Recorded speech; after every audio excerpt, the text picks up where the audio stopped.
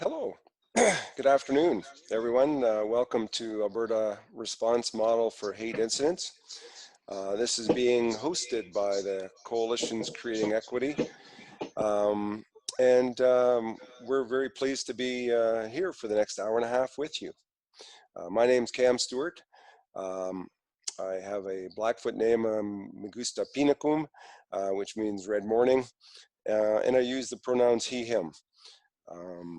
And I want to start off today by acknowledging that we are on traditional territories in Alberta of the many First Nations, Métis, and Inuit whose footsteps have marked these lands for centuries.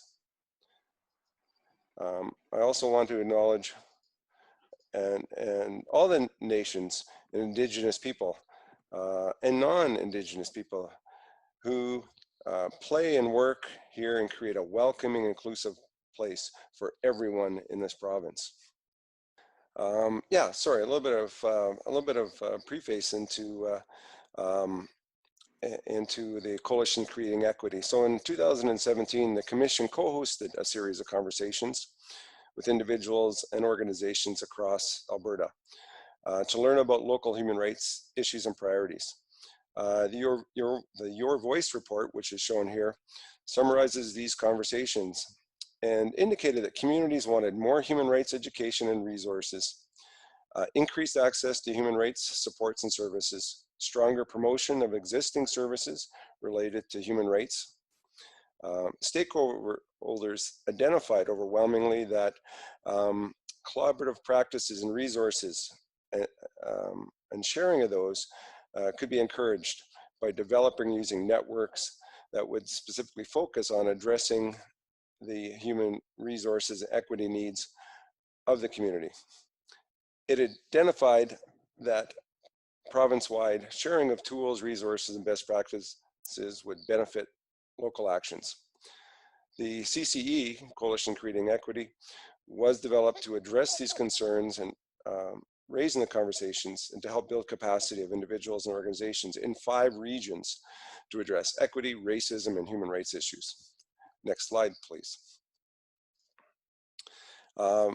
This initiative was funded by the Human Rights Education and Multiculturalism Fund, which funded a 2-year pilot project. Next slide, please. In these regions, there are 5 fiscal sponsors across Alberta for this pilot phase, which went from April 1st, 2018 to March 31st, 2020. That included Action Dignity in Calgary, Reach Edmonton, Focus on Youth, 5th on 5th Services in Lethbridge, Recede out of Wood Buffalo, and the City of Red Deer. Next slide, please. We're pleased to have presenters from each of those organizations with us today,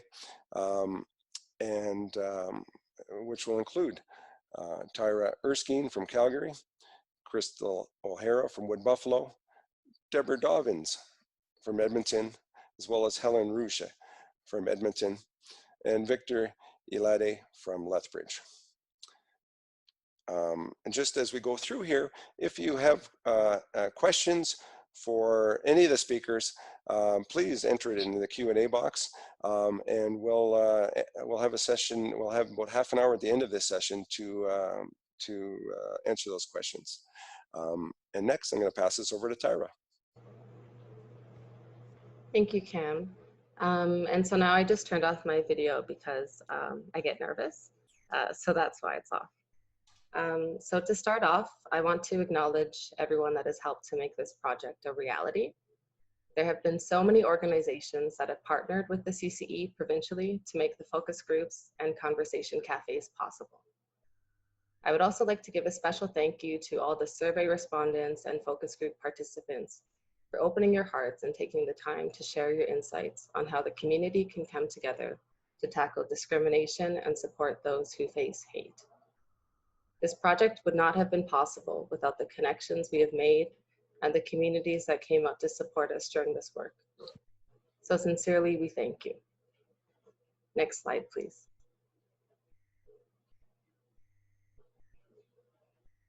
The response model for hate incidents in Alberta is an initiative by the Alberta Coalitions Creating Equity, with support provided by the Alberta Human Rights Education and Multiculturalism Fund. The 5 municipalities and their surrounding areas work together to develop a mechanism to provide service providers with tools and guidelines to effectively respond to incidents of hate. This model was informed by a provincial-wide survey and various regional focus groups and community engagements. To facilitate the development of the response model, the CCE took a couple of actions. First was building connections between equity-seeking groups within the regions and also provincially. Second was creating regional coalitions that can help direct the work of the regional coordinators and also help to provide perspective on different intersections of oppression. Third was facilitating focus groups and also coordinating the province-wide survey that we sent out. And fourth was working to address hate in each region 3 different ways. Each coordinator will go through some of the ways that they have done this work and also mention some specific events that they coordinated later on in this webinar. All of the work that has been done for the past 2 years has contributed to the development of this response model. And although we are launching the model today, I would like to mention that a project like this is never officially complete. The needs of the community changes, and we also can't ensure that we haven't missed anything. So today is about launching the model, but it is also an opportunity to connect with community and ask if there's anything that we are missing. So if you notice that anything is missing or that we worded something incorrectly or have any ideas of how we can do better, please comment in the chat because we want to make sure that this model is as inclusive as can be. And so now I'm going to give some details on how exactly we went about gathering the data for the response model and what our process was in development. So next slide, please. The first step for creating this model was to consult with people across the province that experience hate. And for this, it is first important to know what a hate incident is. So a hate incident is a non-criminal act motivated in whole or in part by prejudice, bias, or hate towards a specific person or identifiable group of persons due to their real or perceived race, national or ethnic origin, language, color, religion, sex, gender, age, mental or physical disability, sexual orientation, or gender identity or expression, or any other similar factor. So in other words, a hate incident is when someone does something mean and hurtful because they have a negative feeling or opinion about a person or group of persons due to their real or perceived identity characteristics. And the key difference between a hate incident and a hate crime is that a hate incident is non-criminal, whereas a hate crime has a criminal element to it. Next slide, please. To figure out what we would need the response model to look like, we sent out a provincial-wide survey to get information on the landscape of hate within the province. We asked some questions such as, where did the incident occur? Did you report the incident? What was the motivation? And many more questions. In total for the survey, we had 127 respondents, and that helped us to get an understanding of how the response model should look. And some of the information we learned was that the most common places that hate incidents occur are on the street, in a business, and at work. Next slide, please.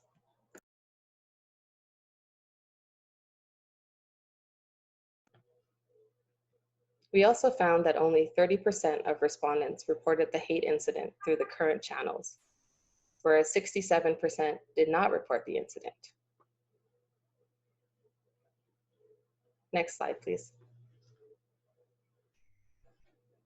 And also that after an incident occurred, 42% of respondents did not ask for support and 57% did.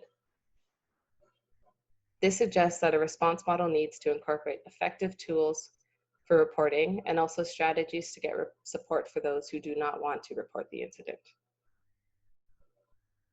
And this also outlines that we need response strategies for people who experience hate and also those who offer support to people that do. Next slide, please. In fact, 71% of the survey respondents have tried to support someone that experienced a hate incident, and 63% have witnessed hate, and 48% have been targets. And this is occurring all over the province, with the top 2 locations being Edmonton and Calgary.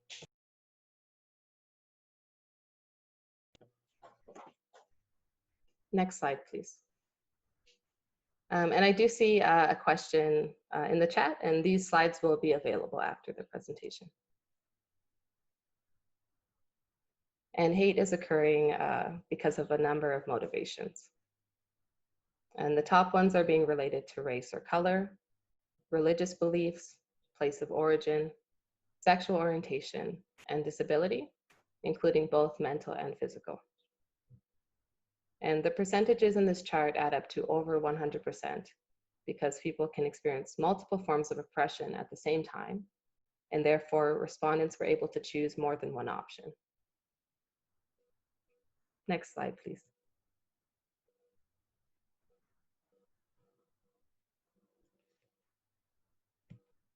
Next slide, please.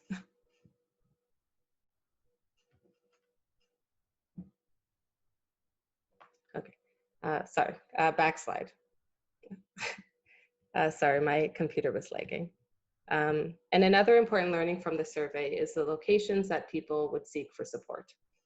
The top locations were friends, law enforcement, and the Alberta Human Rights Commission, or family and community groups or community members. And also an important addition to note is that the preference to report to law enforcement is from witnesses and not from people that experience the hate themselves. So clearly there isn't one option that is best for the majority of people. So this highlights an issue with the current resources within the province. People have different needs, and also different types of hate would require different types of responses. So it is not possible for there to be a one-size-fits-all option, because then it wouldn't work for anyone. And so for this reason, we decided to make the resources specific to different groups in the different groups in the Alberta Human Rights Act, so that people can find support from their community members, but also have an option to report and find support from people and groups that are external to their own community. Next slide, please.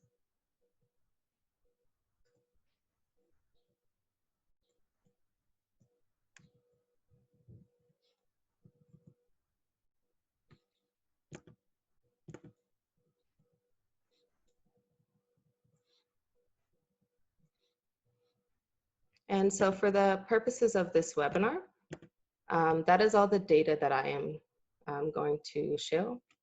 And a summary will be available on the CCE website, where you can get more information on the findings from the data and also the key learnings. But now I want to show the themes that came up in the survey and how that has contributed to the response model that we created. So the key themes that came up were increased awareness of support resources and services, providing a mechanism for reporting and support, taking the incident seriously, and taking action. These themes highlighted a holistic approach to this, in that people wanted support, but they also want communities to take action so that future hate is less likely. And now I'm going to pass it over to Crystal, who will give some information on our learnings from the Provincial Survey and our community outreach.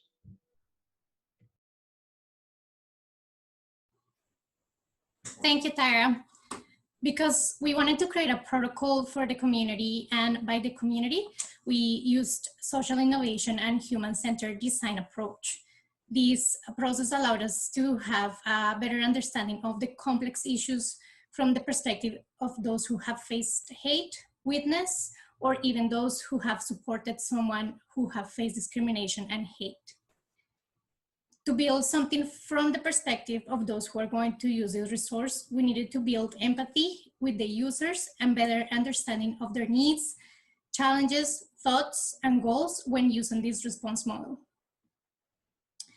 To do this, the CCE team peer-collected information from the survey and local focus groups with the core users of this model, including service providers, witnesses, people, and communities that have been targeted with hate. This process allowed us for the identification of 6 themes, which you can observe on this diagram. Each one then were transformed into core insights that provided the framework for the development of this response model. Now I'm going to briefly speak about the key and core insights identified, that the ones that you can see on this diagram. The first one is safety, because of people reported that they had fear of retaliation, re-victimization when reporting or looking for support, fear to be outed, or shame among their own community. For these reasons, safety is essential in all stages of the response model. Albertans want a protocol that provides a safe environment after reporting an incident, and a service that ensures confidentiality and that is trauma-informed. The next key insight is trust. Survey respondents and focus group participants reported that that they feel that nothing will happen if they report, that there is a lack of trust in the justice system, and that they want to choose their own healing journey. For these reasons, people want a protocol that offers multiple trusted options for support throughout the process, and a process that reinforces trust by ensuring that the incident will be dealt with, and organizational accountability. The next key insight is empowerment. People want to be able to support themselves or others. They want to be heard and have their experiences validated. And they want to have bystanders to feel empowered to step into situations and more knowledge and experience on how to respond. The next key insight is support. Some of the findings around this theme were that there is lack of knowledge about supports available, absence of supporting agencies for some grounds, or lack of action by agencies when people reach out for support. We also identified that people want to choose their own healing path, as I mentioned before, and for this reason, people want a protocol that is multi-layered and that is specific to individuals while open to collaborations. They also want to be able to support themselves when incidents happen and have access to peer-to-peer support and a system that takes into consideration all the identity characteristics of a person or intersectionalities. The next theme is accessibility. People want an easy tool to understand, a protocol that is multidimensional and an accessible platform for all. The next one is education, which was one of the strongest themes that we identified throughout the research. So people want to receive services by agencies with reduced biases. Bystanders want to have the skills to identify the incidents and to know how to react and offer support. Service providers want to have an effective response. And future users of this model want to identify hate. They want to know how to challenge it and how to report it. The last theme is trust. People want appropriate services and service providers that are accountable, and community wants the resolution data available. Next slide, please.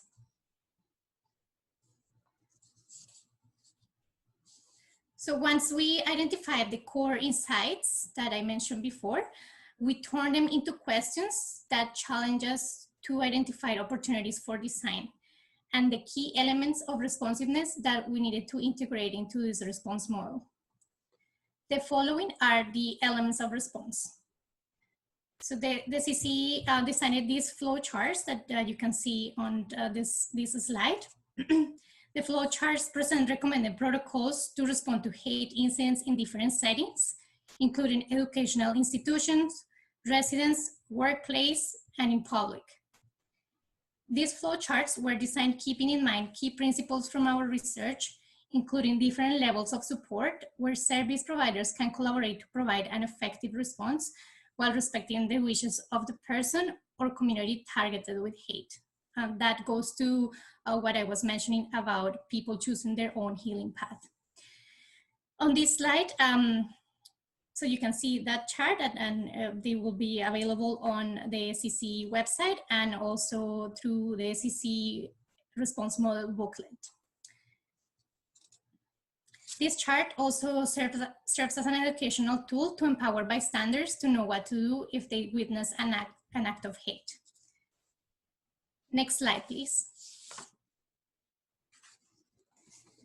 Another key element is empowerment through education. For this reason, we developed the educational resources that include the difference between hate crimes and incidents, include examples, law, where to report, document, and reach out for support. We also included in our website and the booklet a de-escalation guide created by Edmonton Shift Lab that teaches people to become active witnesses and be able to intervene if they experience hate.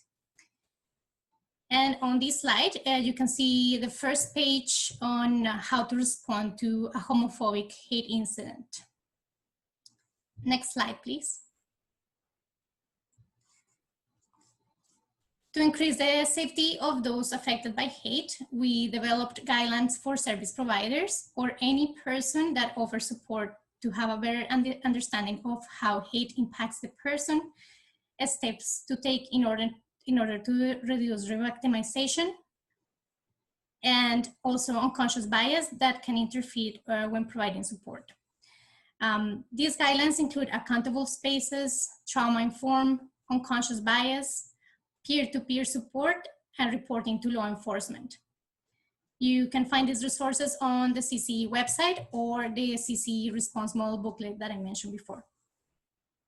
These guidelines include elements of intersectionality and reflect that safety means something different for every person. Next slide, please.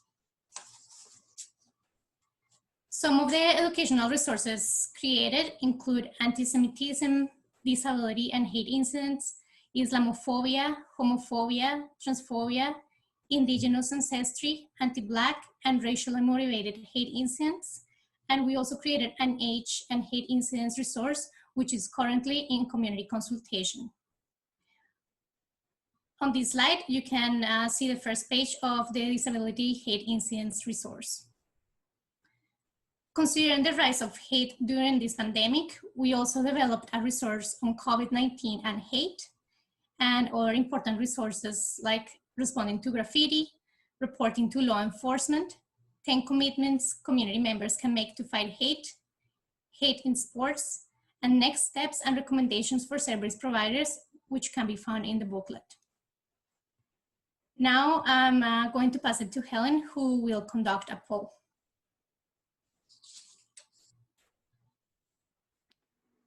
All right, if people listening and participating would take time to respond to this poll. So have you witnessed or experienced a hate incident before is the first question. And have you supported someone that experienced a hate incident? All right, so these are the poll results. 77% said they had witnessed or experienced a hate incident before. 15% said they hadn't, and 8% were unsure. And have you supported someone that experienced a hate incident? 76% said yes, they had. 11% said no, and 13% were unsure. Thank you for participating in the poll. It's very reflective of the survey we've done before. Next slide, please. The Alberta Hate Crimes Committee addresses crime and incidents motivated by hate in Alberta. AHCC is a collaboration of community, law enforcement, justice, and human rights institutions. It fosters an environment where all Albertans live in an inclusive, safe, caring, and respectful hate-free community. StopHateAlberta.ca, the website you see here, is the reporting mechanism for hate incidents.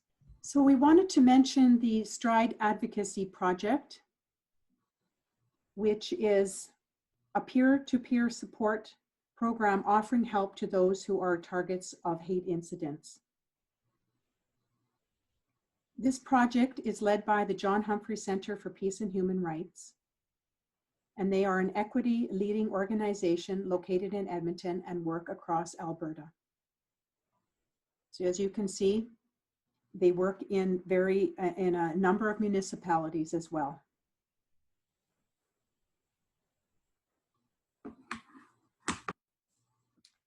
I'd like to pass the next slide to Deborah Dobbins with CCE Edmonton. Thank you, Helen. There are numerous groups and agencies in Edmonton working to address inequality and inequity. They came together to form CCE Edmonton. Now, over the past year, the Edmonton region held 4 scheduled stakeholders meetings focusing on responding to hate in the community. The first brought together that diverse range of stakeholders, both individuals and organizations from across the city, to build relationships and foster a foundation for a strengthened collective response to hate. The second meeting was a dialogue around the police and community relations, and it brought the law enforcement and Crown prosecution representatives and invested stakeholders together. The third focused on data collection within Edmonton using the CCE Provincial Team Survey, data from Alberta Hate Crimes Committee StopHateAB.ca website, and the Organization to Prevent Violence report. CCC Edmonton's 4th stakeholders meeting focused on the realities and impacts of hate on our Indigenous community members. The CCC Edmonton was able to get ongoing input and feedback from the stakeholders during each of the gatherings, while the provincial response to hate and discrimination resource was being completed. Continuing the work at the local level has strengthened relationships, and to date, it has resulted in a completed resource tool comprised of a series of infographics. Next slide, please. There are 4 infographics or visual documents, one each for hate incidents, individual discrimination, and systemic discrimination. Each document contains the definition, a set of word clouds or the wordle that depicts words and phrases to which people associate each definition with. Next slide, please. These visual documents that we have developed are for frontline service providers assisting victims of racism, discrimination, and/or hate. They are set up to provide the ability to quickly and easily identify and define the incident or crime, provide additional possible supports, and list available resources that may assist victims and clients who seek support. Next slide, please. The wordles are meant to help victims of hate, discrimination, racism, define their thoughts and feelings and experiences, and then provide a guidance tool for clarification of the injustice, including the possible next steps in order to move forward. We have begun to conduct training sections for the use of the Wordle resource, and so far we've had a request come in from Edmonton and Red Deer organizations. So if your organization is interested in learning more about this Wordle resource, please contact CCE Edmonton. Lastly, in the midst of COVID-19, CCE Edmonton is striving to build a strategic plan that will establish objectives for the next steps moving forward. Next slide, please.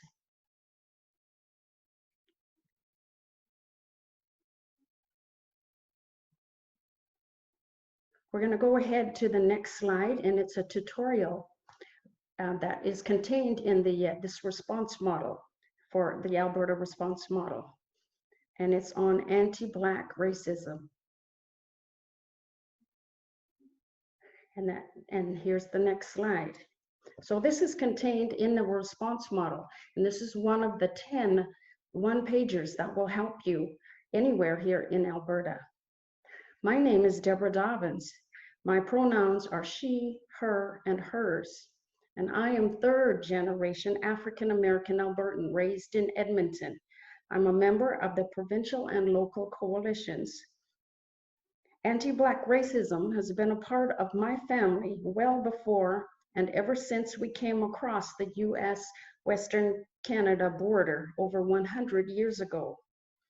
It is still here and has become more visible in the last few years, especially the last several weeks.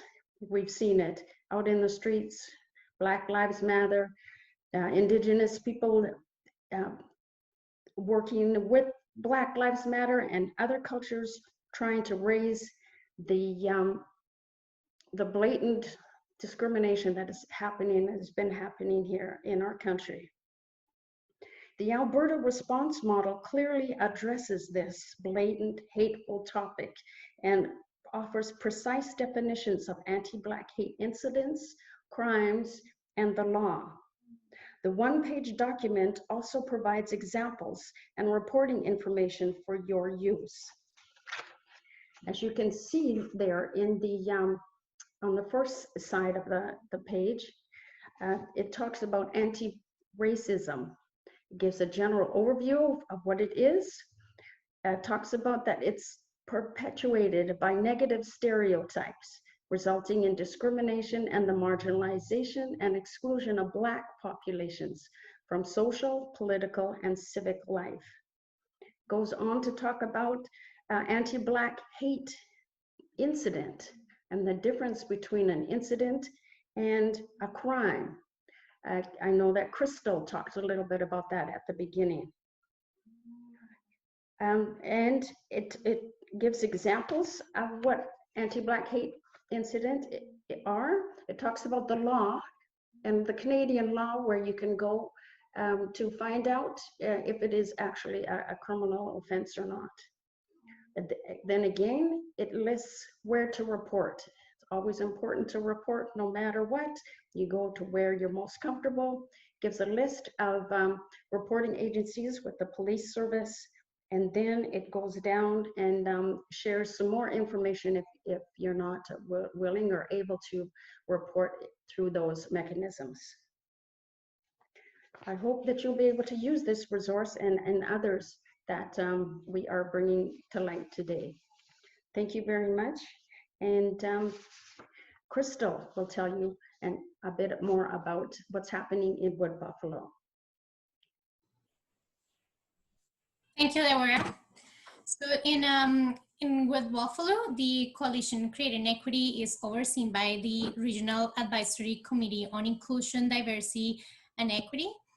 And ROSAD is a council-appointed regional advisory for it aims to engage the community in discussion and action around the principles set out in the UNESCO commitments.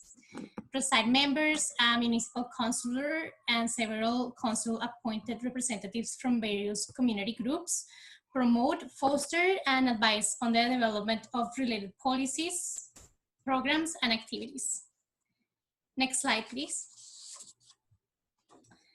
So in Wood Buffalo, one of the main goals was to build a pathway through education for an inclusive community that understands and respects human rights and equity, to build the knowledge about human rights and prepare the community for a community-based coordinated response to hate incidents. CC Wood Buffalo organized several events and trainings, including Hate Hurts workshop delivered by the Alberta Hate Crimes Committee to more than 225 students. And we also deliver anti-discrimination response training to empower bystanders to become active witnesses, unconscious bias training, and we also open safe spaces for people to talk about difficult topics such as ableism, ageism, homophobia, racism, religious discrimination through conversation cafes that were co-facilitated by Reside and CCE members and community volunteers. We also developed an awareness campaign called I See You Sayubona, which you can see here on this slide. And Sayubona is a powerful storytelling art exhibit that includes a collection of video stories of local individuals who have lived experience of discrimination. The term Sayubona, for those who are not familiar with this, is the greeting word for the Zulu tribes in Africa. And it translates into English to "we see you." But the meaning of Sayubona goes beyond the normal concept of seeing. It's explained by a leader in the African communities called Orlando Bishop. And he says that Sayubona invites people to really see each other, to investigate our mutual potential, and as an invitation to see each other in others. And to establish how do we have to be as a human being for someone else to be free. The project was developed with mobility in mind so that unique exhibit could be showcased in each community in our region as well or places in the province. So if you are interested in showcasing this in your community, you can get more information on the CCE website under Wood Buffalo section or on the RMWB diversity section on the website. All the progress and initiatives were achieved thanks to the immense support of Reside and CCE members, community volunteers, and several community organizations that partnered throughout the process, including APSI Connect, Pride YMM, Spinal Cord Injury, Sanate and Society, the Collaboration for Religious Inclusion, and the Immigrant Advisory Table, among many other agencies. Thank you so much for your support.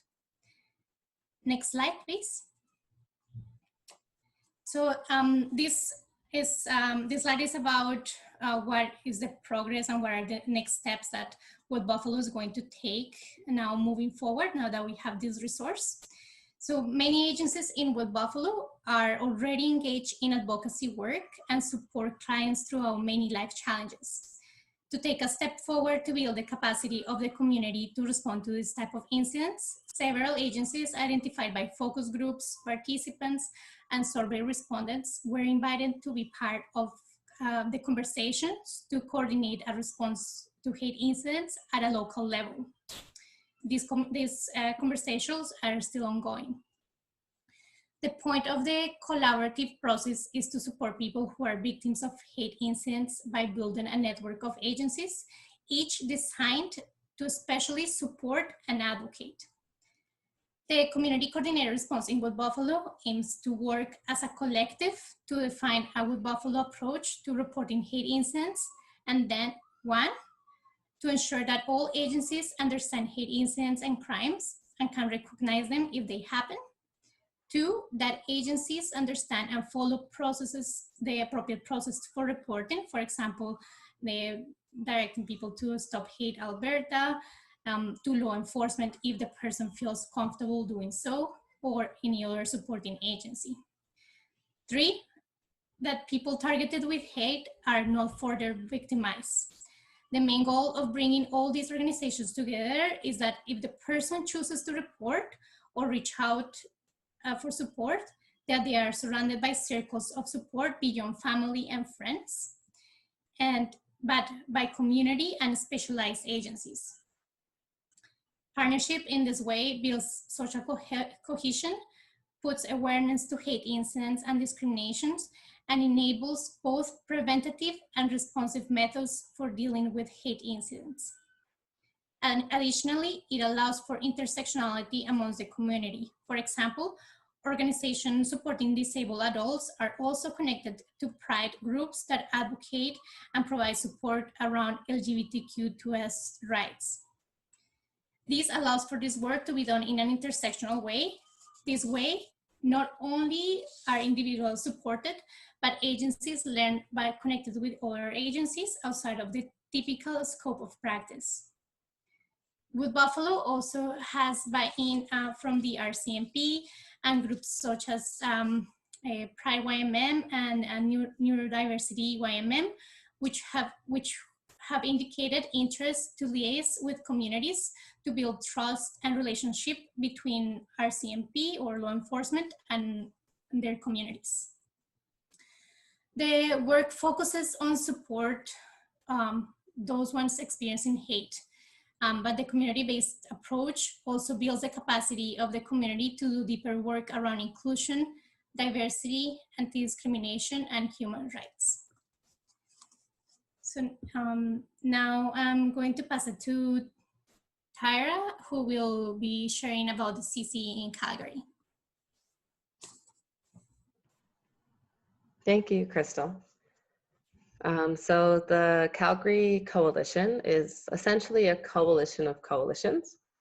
So it consists of both there being a local CCE coalition, but also having representation from other coalitions and also having the Calgary coordinator being on other coalitions. So the core members of the Calgary CCE Advisory Group are the Community Wise Resource Center, 12 CSI, so that's Community Safety Initiative, Red Community Midwives, the Alex Community Food Center, and also individual community members. And the Calgary coordinator is also in the following additional coalitions. So Voices, Community Wise's Anti-Racist Organizational Change Project, Calgary Ability Network, and others. And so I want to take a moment to thank everyone that has been involved in the process in Calgary. So including all of the members of the coalition, and also the Action Dignity Equity brokers who facilitated the focus groups in Calgary. And I also want to thank Disability Action Hall, the Unlearn Project, and also other community members that provided some training for the coalition's Creating Equity, and also the Skipping Stones Foundation, and everyone else that has been involved in the process. We absolutely would not have been able to do this work without you. So this is a sincere thank you to everybody that has been involved in the process. Next slide, please. And so now I just want to take a moment to highlight some of the events and engagements that have happened here in Calgary. So first on the left is the Black Intersections event. So this occurred this year. And then there was also the Equity in the 2019 federal election, and also the 2019 Black Intersectionality panel. And so these are just a couple of events that have been going on in Calgary, and they were meant to engage in conversations about human rights, equity, and also the specific concerns and experiences that intersectional communities have. These conversations were intended to allow for more nuance and focus on the specific experiences of people in the community. And these conversations and events were facilitated and planned with members of the Calgary CCE Advisory Group, and they also helped to direct the work of the coordinator in Calgary. And so during these events, notes were taken. And so all of these notes are available on the Coalition's Creating Equity website if you want to take a look through the specifics of what we talked about in these events. Next slide, please. And so one of the resources that I just want to bring awareness to is Anti-Indigenous Hate Incidents Response. So something is an Indigenous ancestry hate incident when it is carried out because of hostility or a negative opinion towards a member or perceived member of the Indigenous community. So a hate incident can involve derogatory language, symbols, or actions that affect the sense of safety of the person or group of persons. And included within this resource are places that people can go for support in each municipality. And so more information on this specific resource and also the recommended actions to take when experiencing a hate incident can be found on the Coalition's Creating Equity website and within the Respons model. And so now I want to pass things over to Victor, who will be talking about the CCE in Lethbridge.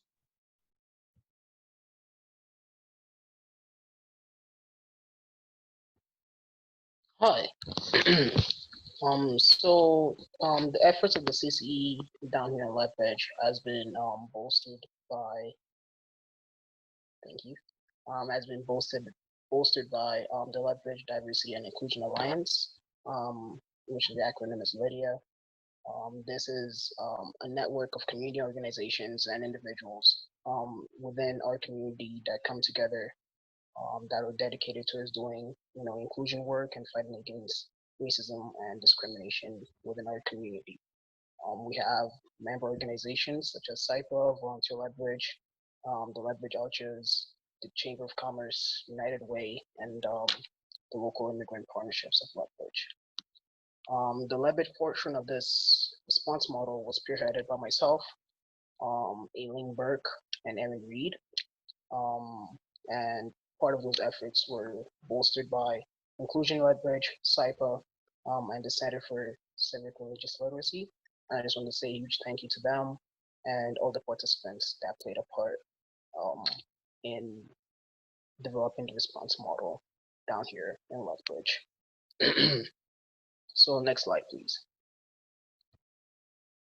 So I'll be tutorialing this piece here about reporting in the workplace. The workplace was one of the places that people responded in which they experienced hate incidents. And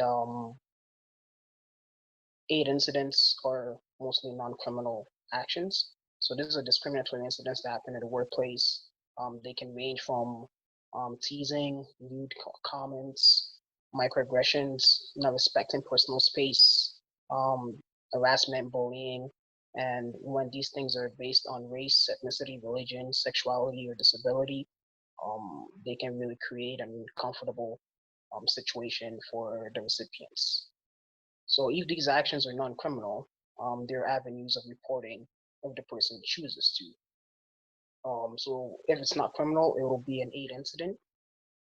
If it's criminal in nature and has some racial undertones, then that would be an hate crime. So reporting can either be done anonymously through stophate.ab. It's a website that details where incidents are happening across the province, and they do follow-ups and stuff like that. Or you could also report through an internal and external process, depending on the kind of organization you work for. Internal process and reporting can take place with like your human resources department, or a union or an association that safeguards your workplace environment. External reporting can be made through the Alberta Human Rights Commission or the Occupational Health and Safety for your specific profession. So I'll hit the next slide, please. So over here, you can see the chart just to give like a brief, I guess, overview of what I just spoke about. So if the incident happened, was that incident a crime? Yes or no? If it's a yes, preferably go to the police. If it's a no, you can either report it anonymously through stophate.ab, like I said earlier, or you can just go through those steps to report them either internally or externally. Do you want to report it? If no, if you want to report it, then talk to someone that's, I guess, that you can call an ally, that can have your back and all those things. So So yeah, this chart just gives you a quick cheat sheet in regards to reporting in the workplace. So next slide, please.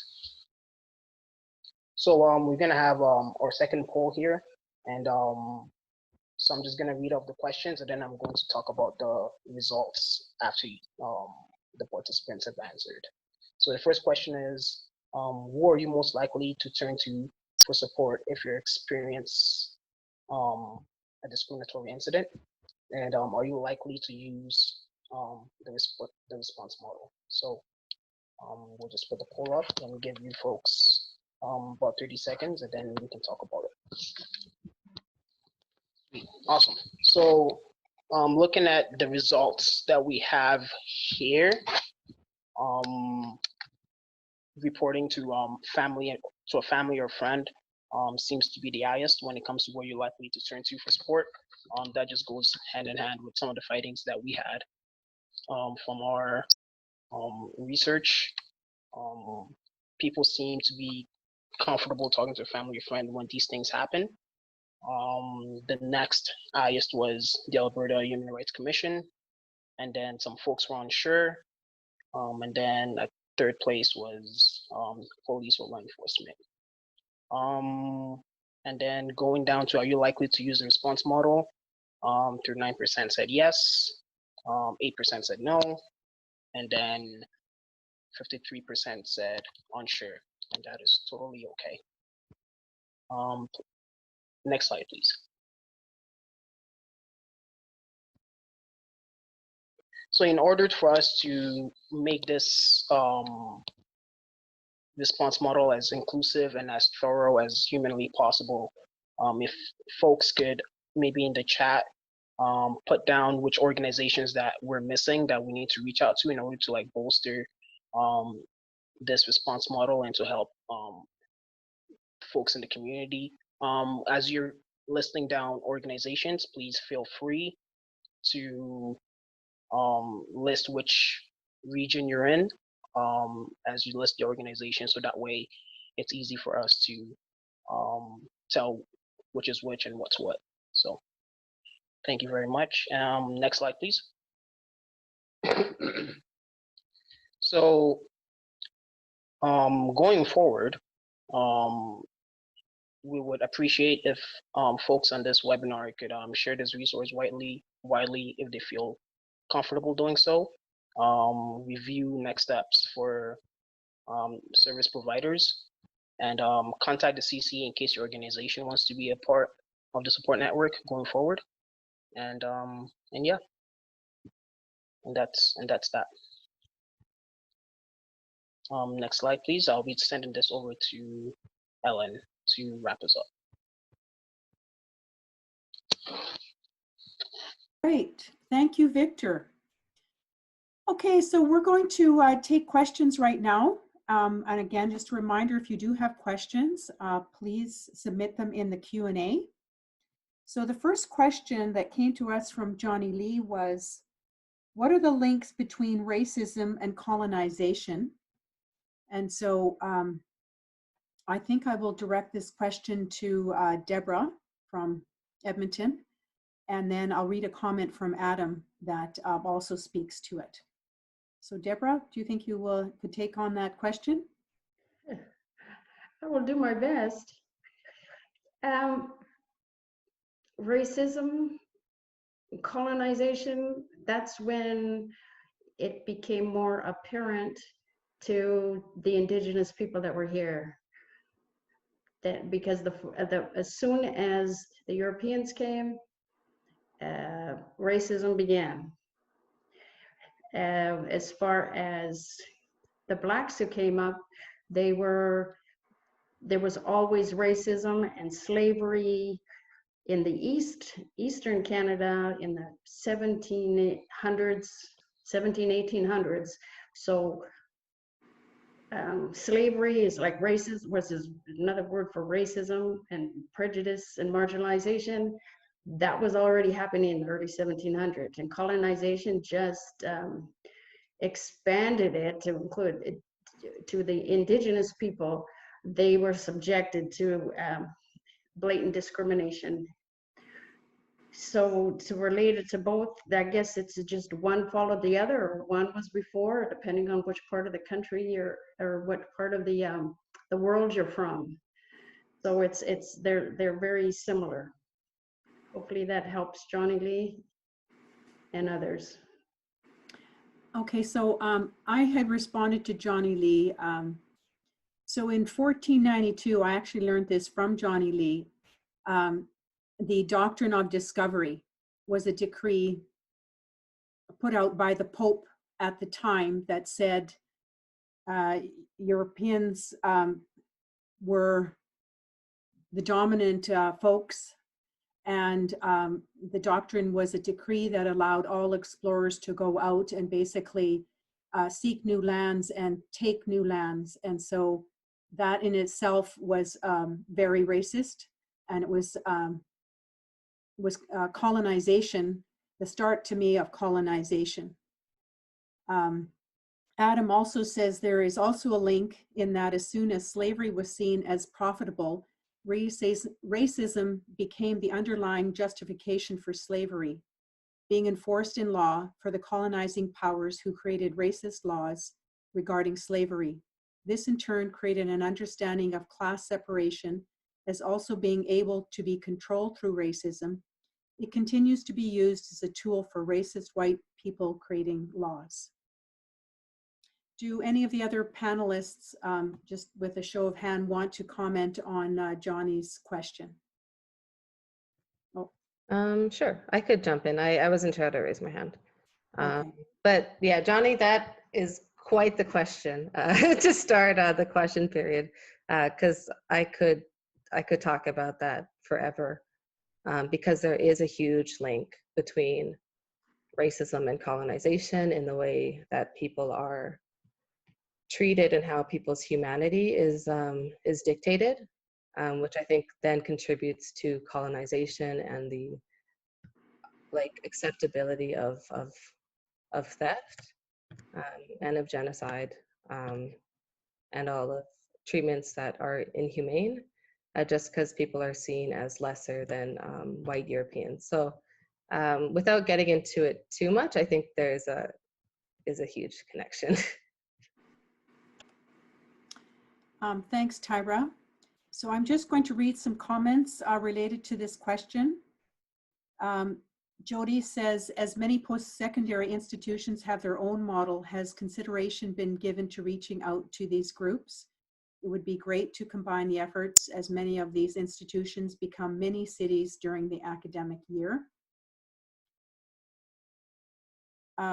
Winston says, as some minority groups, certain racial groups, LGBTQ+, etc., may have strained relationships with law enforcement and the criminal justice system, do you have any recommendations on how to improve law enforcement community relationships to encourage reporting?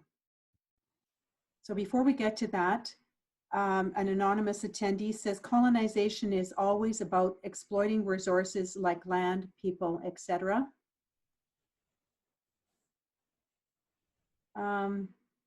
Ali says, ethnocultural and newcomer communities have difficulties in differentiating hate incidents and hate crime. So those are just some of the comments. And does anybody else want to weigh in on colonization and racism?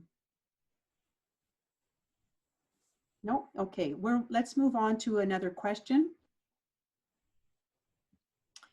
Is the coalition going to reach out to other organizations? And what are their criteria for joining coalitions creating equity?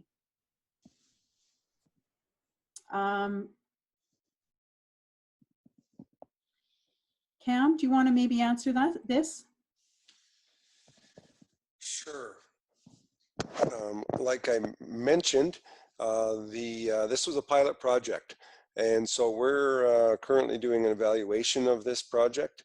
As you can see, each coalition has,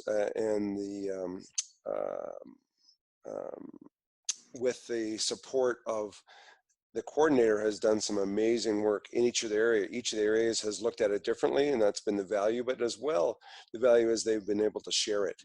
And I think it would be great to look at this through some lenses of, and we know there are other coalitions. There are groups everywhere from Red Deer to Medicine Hat to small towns and villages having conversations. And so looking at these kind of models of supporting our individual groups doing this, and as well as collaborating and sharing their learnings across the province. So the shorter answer is yes, it'd be great. And I think it's up to people maybe reaching out to their local coalitions. I saw in one of the chats as well, Helen, people said, well, I'd like to join an existing one. And so I would reach out to your local municipalities or the fiscal sponsors that have started this work already and say, hey, I'd like to join the conversation and see what that looks like down the road. Thanks, Cam. So let's go back to this question about minority groups and having strained relationships with law enforcement. And do we have any recommendations on how to improve law enforcement community relationships to encourage reporting? And Crystal will take this. Yeah, thank you, Helen. So in our response model booklet, we do have a section at the end that you will be able to see after this webinar about next steps and recommendations for different community groups. And there's one section that is specific for cultural groups and also LGBTQ2S organizations to establish that or build those bridges between RCMP and different communities. So some of the recommendations that we have there is that to establish a partnership with the police to create opportunities for police and members of the LGBTQ2S+ community to share perspectives and address tensions or fears.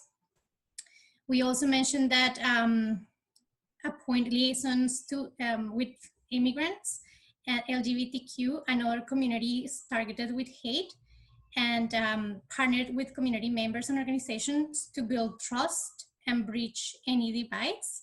So that is basically a collaboration, right? Like to bring everyone to the table and having those difficult conversations so that tensions that have been in the past for previous mistakes can be amended and that we can move forward. Also, other recommendations that can be achieved through these conversations and more like relationship is to ensure officers are knowledgeable and prepared to respond to hate incidents and carry out preventative strategies, providing services to communities in a safer manner by taking training such as cross-cultural competency, unconscious bias training, and the trauma-informed guidelines for victims of hate. So I think it would be really important to bring these resources that we created and for community organizations and especially community members, like for example, ethnocultural group leaders, to be part of those conversations. Because remember, there's always intersectionalities, right? Like maybe there's a newcomer who is also part of the LGBTQ community. That would be very important for a person like that to be sitting at those conversations and at that table, because then they can bring some of the previous experience, like newcomers have a lack of trust in law enforcement because of situations in their home countries, right? So having those voices at the table and be opening those spaces is very important to kind of address these issues and do this work in a collaborative manner. Yep. And thank you, Crystal. I just want to add to that as well. That just because of like the current situations globally have been highlighting some of the mistrust that people have in law enforcement. So I just want to mention that I think an important part of the response model is having another option for people So if people are comfortable with reporting to law enforcement, then that we can give strategies to help with that. But also if people are not comfortable, then they have other places to report. So I think that's the most important part of the response model, is just giving people a choice and giving people autonomy over the actions that they want to have, rather than being forced to take the options that the system is providing. Okay, thank you. So I just want to go back to Jody's question. As many post-secondary institutions have their own model, has consideration been given to reaching out to these groups? So that would be post-secondary institutions. It would be great to combine the efforts as many of these institutions become mini sittings during the academic year. Tyra, do you want to answer this?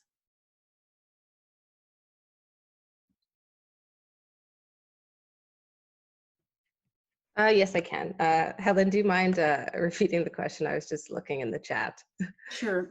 So this Jody's just asking about how do we connect with post-secondary institutions around reporting as they become like cities, is what they say. Mm-hmm. I think that's a good question. So that's something that we are open to connecting with, just because like this is the first launch of the model. So it's still pretty new. And so I think it is actually important conversation to see how we can get to partnering with post-secondary institutions. But personally, I know that Action Dignity has significant connections at the University of Calgary. And also, I'm sure that the other regions have connections with the post-secondary institutions there. So I do think that it's an easy fit. I think once we get the in, then it's pretty good. Oh, okay. So the question is actually for high school and junior high students. Thank you for clarifying. I can speak to, oh, sorry.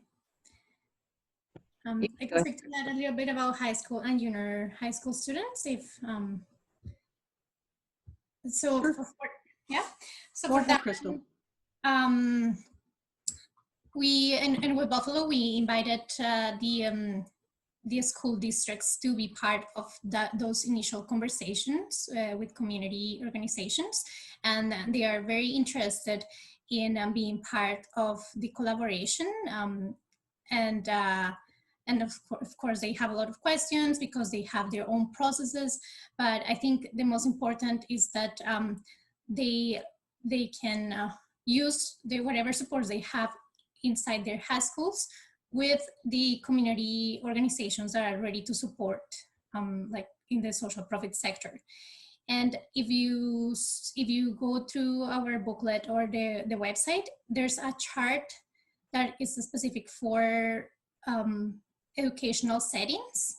And in that chart, we outlined the protocols that we are recommended for educational institutions, including high schools, on how that interaction can happen, right? And we mentioned different ways to support the students, because, you know, like I mentioned before, safety means something very different for each person. And some students reported that they felt very comfortable going to the principal or to a teacher, but some others said, oh no, we prefer to go to the GSA, or said we want to do this completely outside of the school, right? So maybe that student can go to a community organization, maybe because they have fear of retaliation, right? So in that chart, you can see the different options that the person can choose. And there's also a series of recommendations that we have for educational institutions as well on our response model. So yeah, that's it. Thank you. So next question, Tamara from Lethbridge is asking, will Lydia and the South Alberta Ethnic Association Lethbridge Interfaith Network be engaged in this work? Victor, do you want to take that question? Yeah, absolutely. With Lethbridge, we're still doing a few more focus groups that were put on hold because of COVID. But with all the resources coming together, we'll be reaching out to individual organizations as we see fit, or how they fit into the process, and then seeing if we can partner with them. Some organizations already signed up and are on board with it already, and members of the Lethbridge Diversity and Inclusion Alliance played a part in the focus groups that were hosted here because they served specific communities. So yeah, that's that. Thanks, Victor. Sadia on Red Deer is saying that Red Deer Central Alberta, we would like to be involved in Ubuntu, mobilizing Central Alberta. Cam, do you want to respond to that?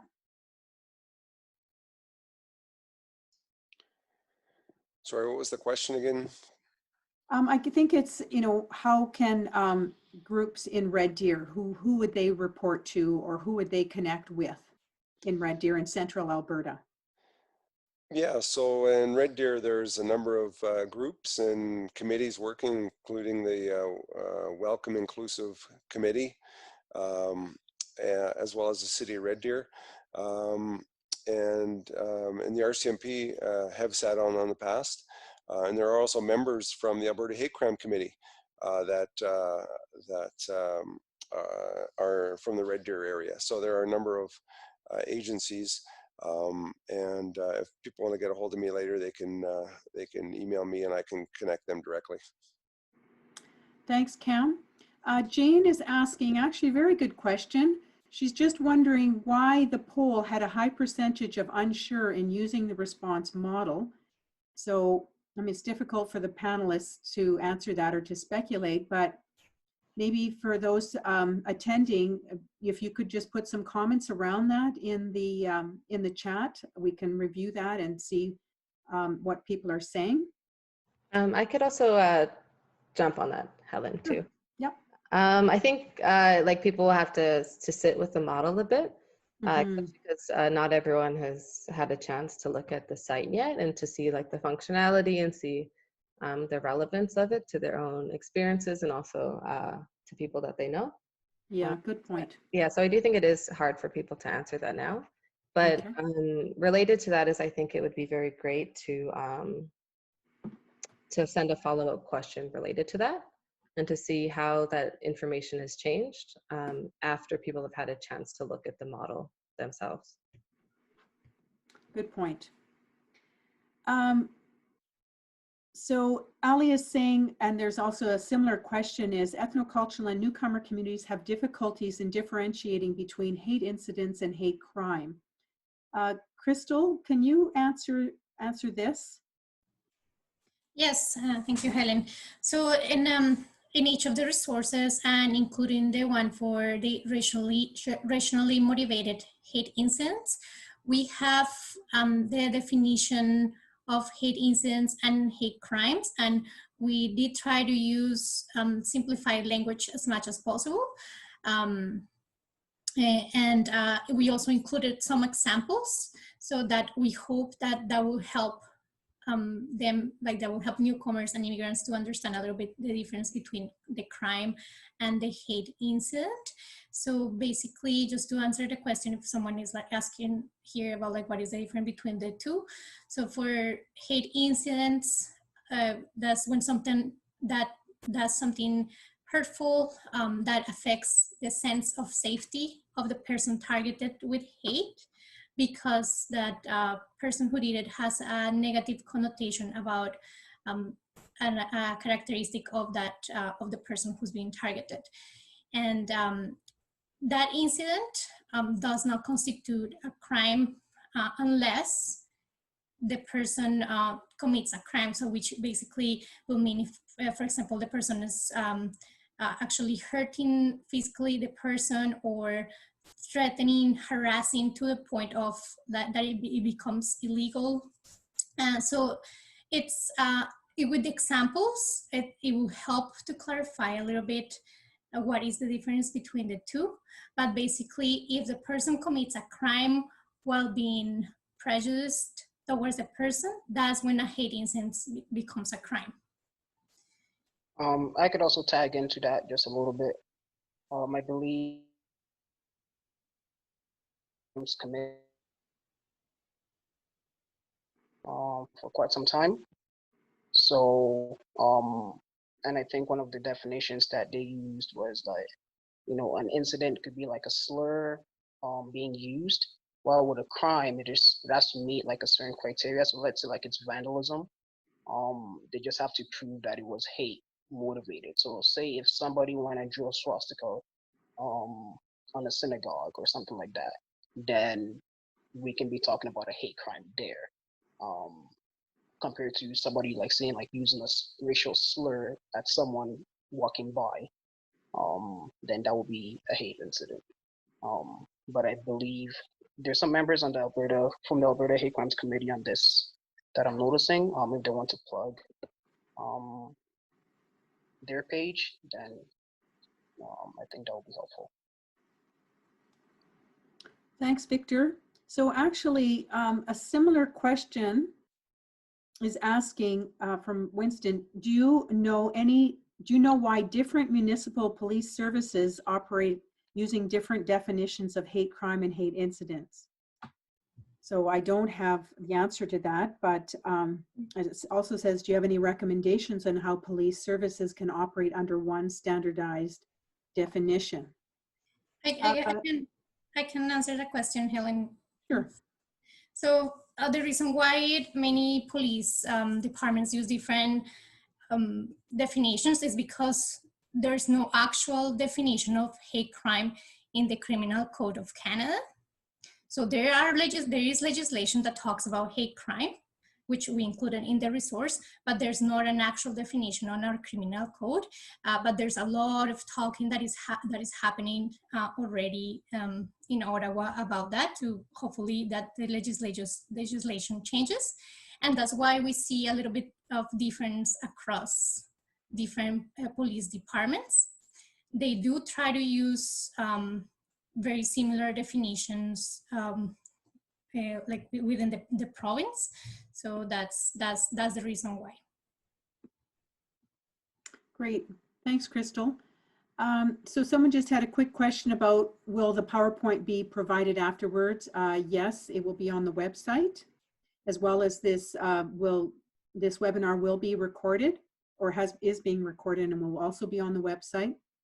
Robert Lee asks, in your research, did you find that lawyers were a source of assistance to victims of hate crimes? Shouldn't lawyers be one of the main sources of help, as the most serious cases of hate crimes would be a compensable action? And then he says, I believe that lawyers are not part of the response to victims of hate because of systemic institutional bias. Deborah, do you have any thoughts on this? Not really. Just it would be difficult if there was the Lawyers Association or something in general that people could go to regarding needing a lawyer that would deal with the hate crime. But it's difficult to just list a couple of lawyers in the response model, or because there's such a wide range and so many out there. So it's a very good point that lawyers can be brought into it, and maybe the Human Rights Commission would direct that person to if it's a criminal case, or the police, or I'm not really sure. Those are just my ideas. Thanks, Deborah. Tyra? Yeah, so I think in the context of this, like if we're talking about like a hate incident, like for example, like a slur on a public street, then someone wouldn't need a lawyer. But for hate crimes, they would. So just because the response model is mostly focused on hate incidents, then I don't think that is a resource or a support that a lot of people would need that are going to be using these resources. But it is a very important consideration for hate crimes. Yeah, I'm just going to interject here. If it's the Robert Lee, I know he's a victims' rights lawyer. I think if anybody could speak to the systemic racism of the justice system or the court system, and the proportionate amount of people in our our institutions because of systemic racism. Tyra, do you have any thoughts on that?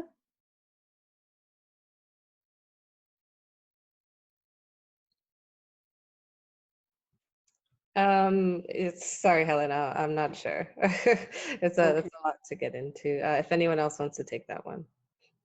All right. Cam, any thoughts?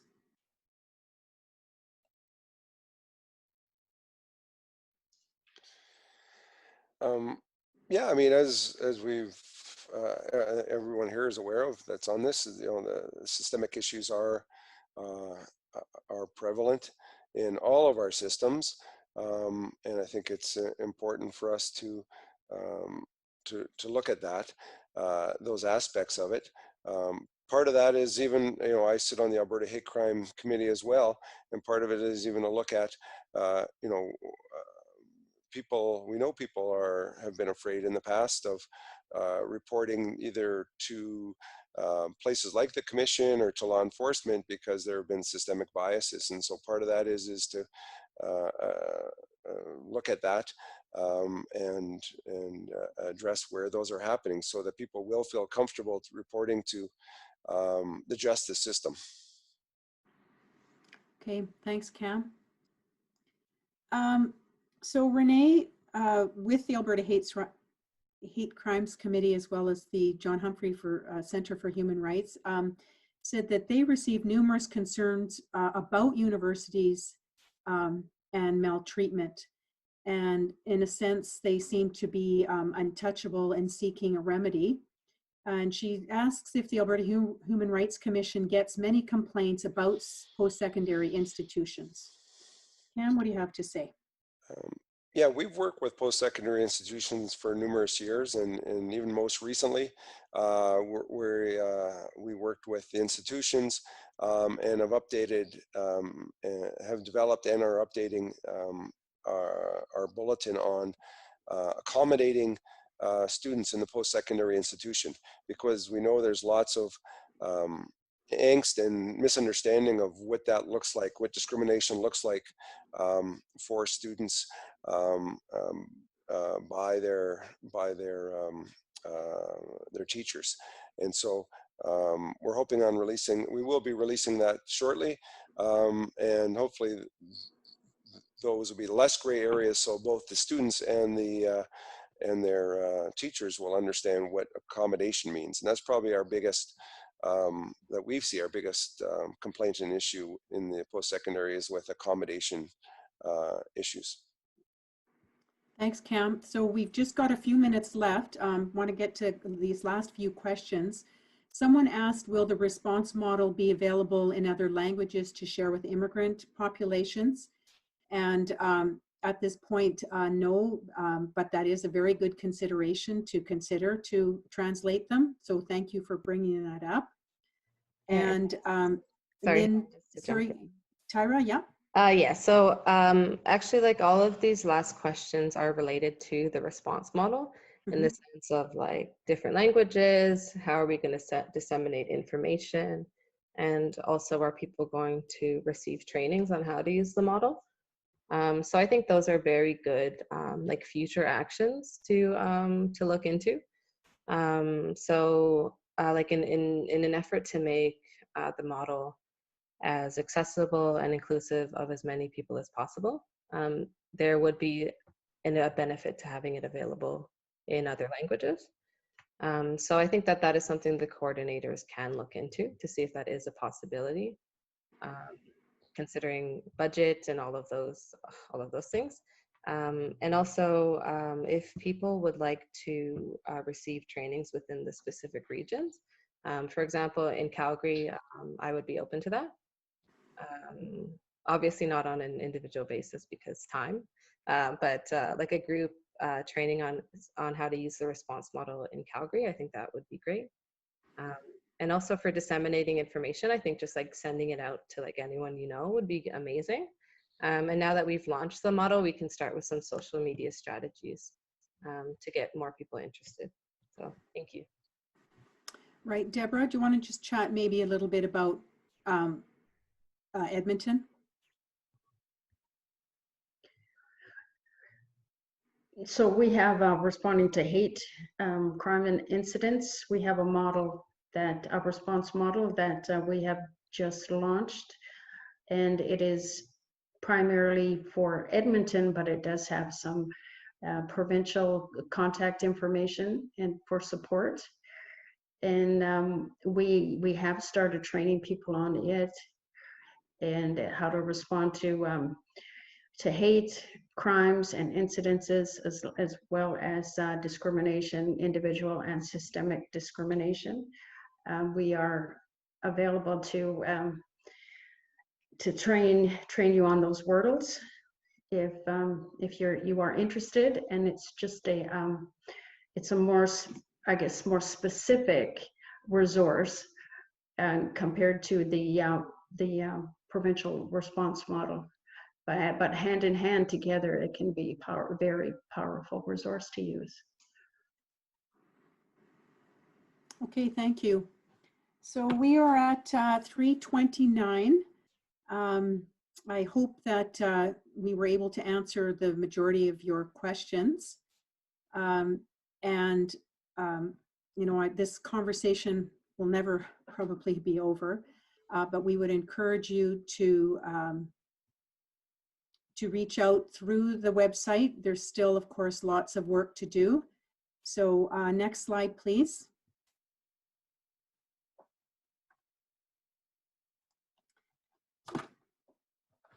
So the Coalitions Creating Equity began as a 2-year project involving hundreds of Albertans who want a better way to be and to live. The vision was carried forth by the Wood Buffalo team of Caitlin Downey and Reside, and through the tenacity of Crystal O'Hara, who persevered to create the response model booklet with the support of all the regional coordinators. And Tyra was the lead on collecting data and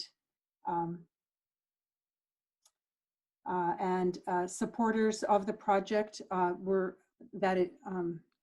include Trevor Brown from Lethbridge, the Executive Director on Fifth Youth Services, Mary Chu Antonio for the Executive Director of Action Dignity, Andrea Lacouchère of in Red Deer, and Cam Stewart of the Alberta Human Rights Commission. And I personally would like to thank Tyra and Victor and Deborah for reminding me and many others to check our privilege. So the information is here.